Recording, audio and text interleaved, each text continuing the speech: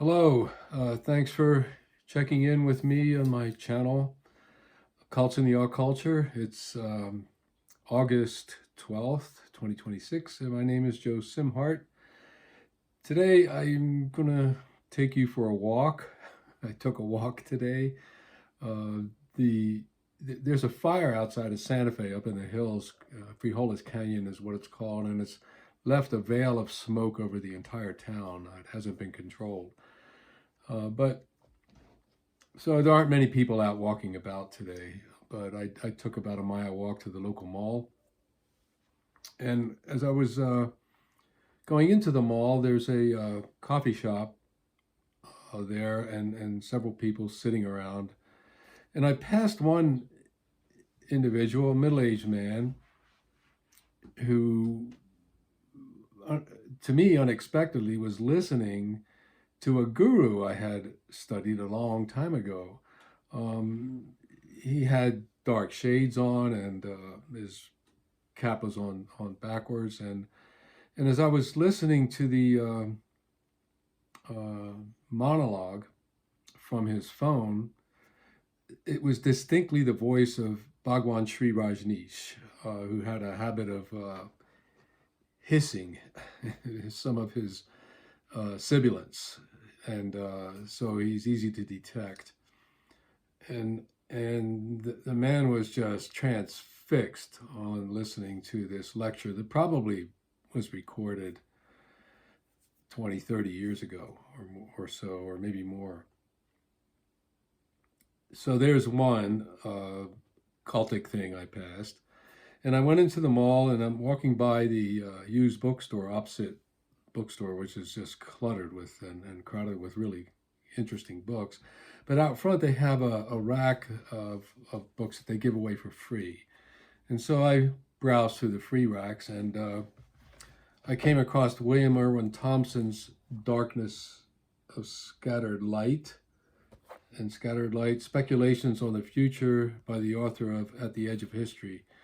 He also wrote a book called The Time It Takes Falling Bodies to Light in 1981, and I read that when it came out, when I was emerging from my Church Universal Theosophy cult stuff, and this exploration of ideas by William Irwin Thompson is quite stimulating. It has a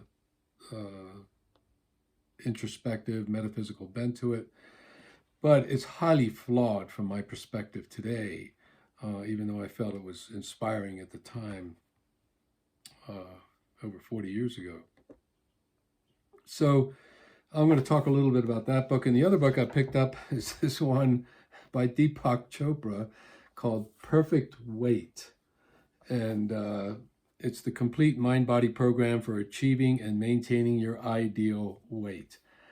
I mean, Chopra has been full of platitudes about what he believes and what he thinks is reality.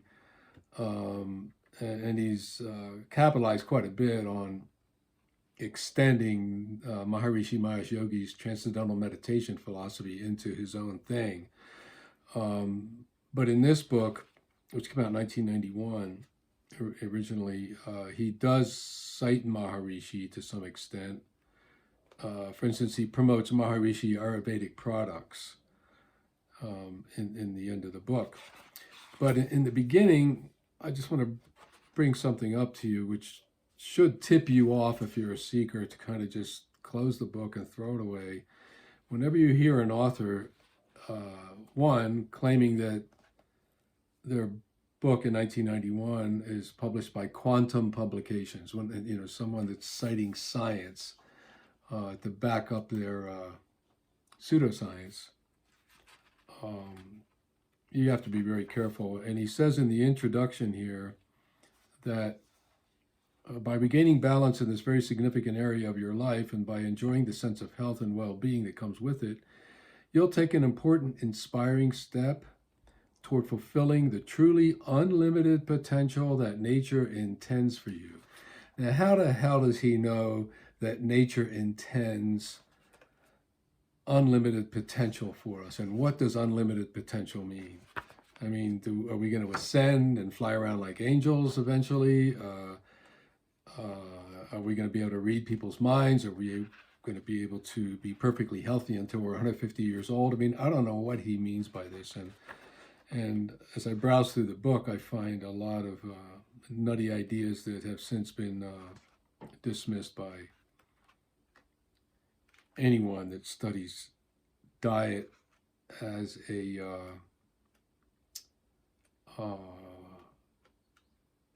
sort of a scientific enterprise in terms of how much we know about nutrition and all that.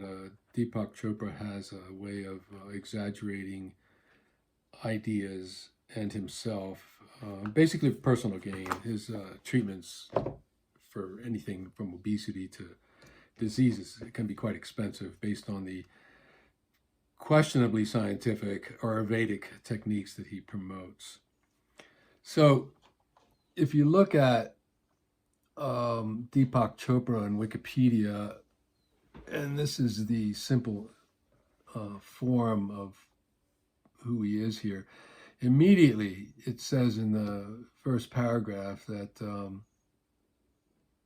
he has written about spirituality and topics and mind-body connections, and he's been influenced by the teachings of Vedanta and the Bhagavad Gita, and as well as by Krishnamurti Jiddu.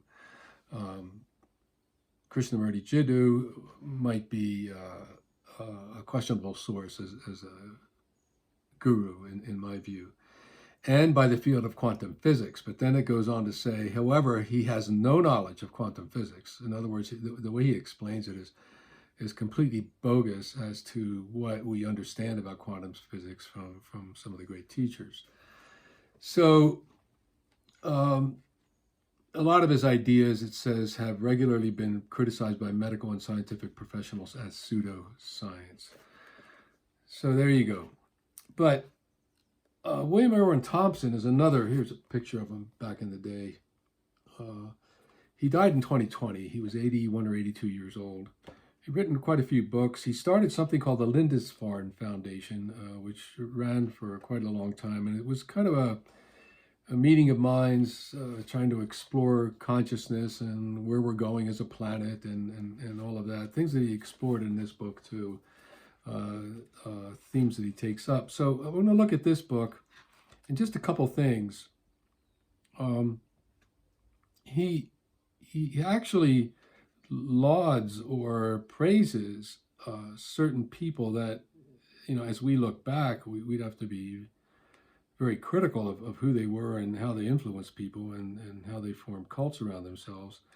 But in here, he doesn't seem to have come to that knowledge or awareness yet in his life. For instance, on page 23, he's praising Werner Erhard and Est and how that's affected consciousness and how Werner Erhard brought Swami Muktananda of Siddha Yoga to the United States.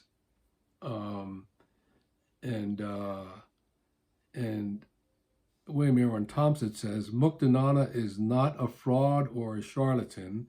He is the real thing, a traditional tantric yogi, but he is limited by his tradition. You could argue with everything in that sentence and find that William Irwin Thompson was quite wrong about Muktananda. He was a philanderer. He set up a rather controlling and many of the ex-members say destructive cult. In other words, destructive of their lives, their intellect, their spirituality, their connections with family, and all that stuff that we criticize about cults. So Muktananda does not come across clean as history goes on here, and yet we find William Irwin Thompson praising him as authentic, not a fraud. He's also quite off on Carlos Castaneda on page 150. In fact, there's a new book out on Castaneda, quite lengthy, showing just where he got his ideas from and why we can consider him quite a hoaxer. He says that Heisenberg has said that we do not have a science of nature, but a science of man's knowledge about nature. In quantum theory, simple, naive materialism disappears, and we begin to discover, in the words of Castaneda's Don Juan, and he capitalizes D in the Don Juan, where in the books it's a small d, but that's a minor thing here, that we do not live in reality, but in a description of reality. Thompson is very facile with bouncing between oppositions in ideas and expecting you to kind of just keep on reading and not questioning what he says. I mean, what does he mean by that we do not live in reality, but in a description of reality? When you really think about that, we can't help but live in reality. We might not live well in it. The descriptions of reality might affect how we think about it and behave within reality. But in fact, we are alive and we do die, and that is reality. And we do eat to stay alive. We live in reality. We live in social reality. We live in economic reality. How well we do that or how bad we do that is the question. He never brings all that up. He just gives us meta-analysis of where we are, and to the naive reader, he can sound very convincing that he's coming up with some brilliant insights into the future of mankind and where we need to go. He also sums up Christianity on page 151, and I'm not disagreeing with some of this, but he does go into quoting Max Weber, the great sociologist, about charismatic ideas and being involved with a routine institution and a charismatic relationship. Weber saw charisma as something involved in relationship. It's not a trait that some idea or person has. You know, someone that sees Donald Trump, for instance, as charismatic might be way off the mark when looking at him from a distance, and the way a lot of people do, including me, and seeing him as an asshole. Nothing charismatic about him whatsoever.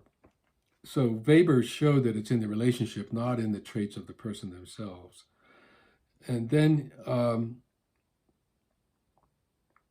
he quotes Weber in a notion called enantiodromia.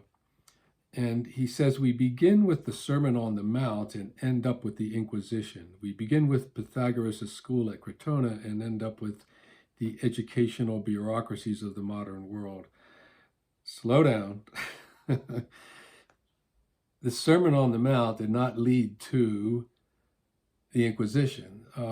There's a whole complex relationship with Roman law and how to apply law, and the science of the day, which was completely misguided about witches and spirits and whatever. That all did not begin with the Sermon on the Mount. So that's a false statement. And then he says, we begin with Pythagoras' school at Crotona and end up with the educational bureaucracies of the modern world. There were a lot of flaws in Pythagoras' school at Crotona. It wasn't a perfect, idyllic cult, if you will. When he became the governor or ruler of that area, he was a horrible governor, nepotistic, and eventually the population rebelled against him. People that favor him think it was a false rebellion, and people just didn't understand the brilliant guru. As brilliant as Pythagoras was, he was also very limited in his abilities to govern and to discern what proper behavior is by looking at his insights into music and into numbers and into other ideas that he probably gleaned from Egyptian knowledge and other sources. But all I'm bringing up here is when you read sentences like this, it is very important to slow down and break them down, because eventually you'll see that the person making these sweeping judgments in sentences is trying to sweep a lot of stuff under the rug that needs to be looked at.